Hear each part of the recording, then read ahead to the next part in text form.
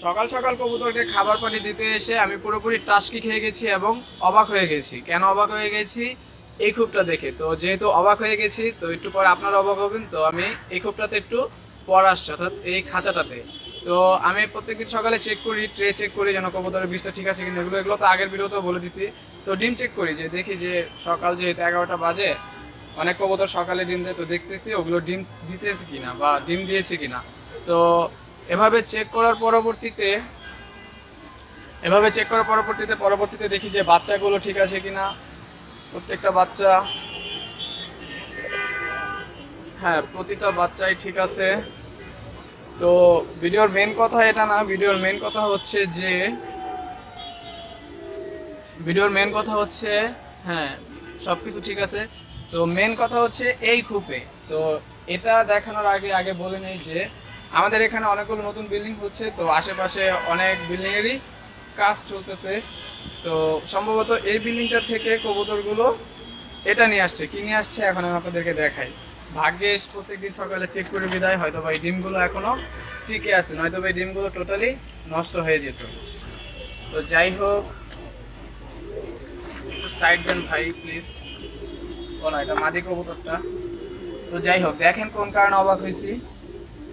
এটা একটা কাঁটাযুক্ত ডাল, এটা কোনো সমস্যা নেই, বাট বিশাল বড় তার অর্থাৎ গুণা, একটা দুইটা, ছোট একটা তিনটা, পরবর্তীতে চারটা, পাঁচটা,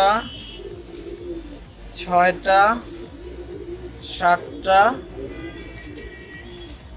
ছোট গোনা আটটা, নয়টা,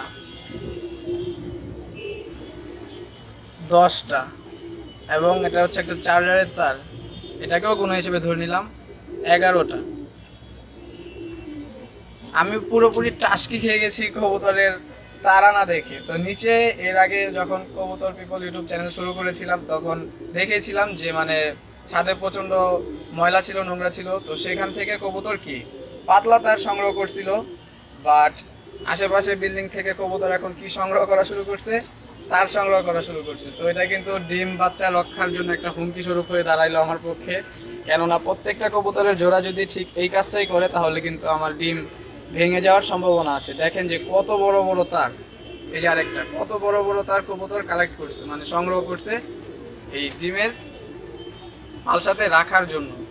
তো যাই হোক ভাই, আমি যেহেতু এটা ফার্স্ট আমার অভিজ্ঞতা, আমি এর আগে মানে কবুতরকে এত পরিমাণ তার সংগ্রহ করতে দেখিনি। কাকের মতো, কাকের বাসায় সাধারণত খুব বেশি পরিমাণ তার থাকে। আমার নিজের চোখে দেখা, আমাদের নিজের ঢাকাতে নারিকেল গাছ আছে। তো যাই হোক, এখন কথা হচ্ছে আপনারাও কিন্তু ভাই যারা একটু ছেড়ে কবুতর পালেন ঢাকাতে বা যে কোনো জায়গায়, একটু ভালোভাবে লক্ষ্য করবেন যেন কাকের মতো যেন কবুতরও কি এই তারগুলো কালেক্ট করলে যেন বাসা না লাগে, সেক্ষেত্রে কিন্তু ডিম ভেঙে যেতে পারে।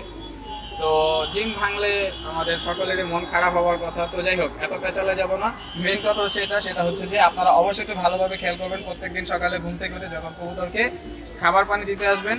তো সেক্ষেত্রে আপনার কবুতরের জন্যই কি ভালো হবে এবং আপনার জন্যই ভালো হবে।